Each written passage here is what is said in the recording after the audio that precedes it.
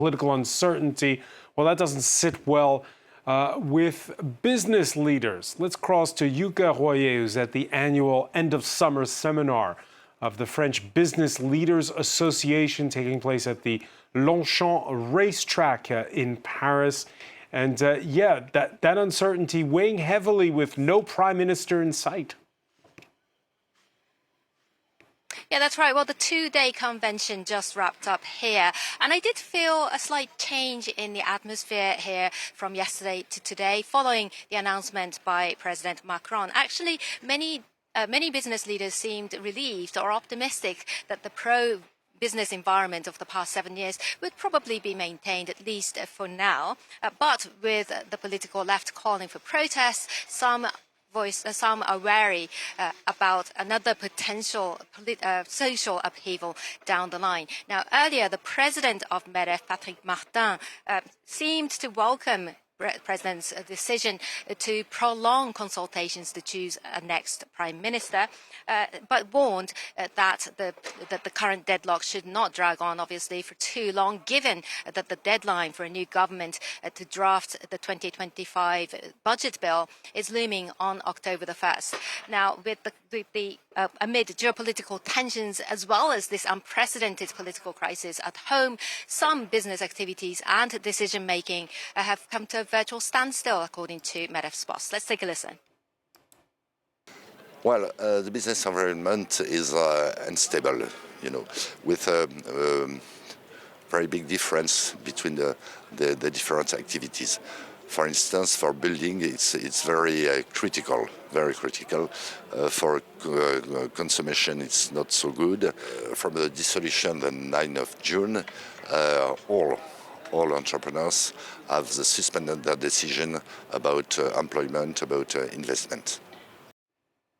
Yeah, and the question now is how the corporate leaders are feeling about the pro-business policies they've seen. Is it the end of it? Is it now going to be more of a tax-raising kind of mood? Well, many leaders actually seem optimistic that the most controversial policies of the left, including tax hikes and the unraveling of the pension reform, would never garner enough support in Parliament to actually become law. Earlier, I spoke with Laurent Saint-Martin. He's the president of Business France, a government-backed agency charged with promoting French companies and exports and attracting foreign business. And I asked him about the current business climate. Well, actually, all the foreign investors are aware that French President Emmanuel Macron is very committed to keep our country very attractive. So, of course, it's special and new in France because we are waiting for a new government.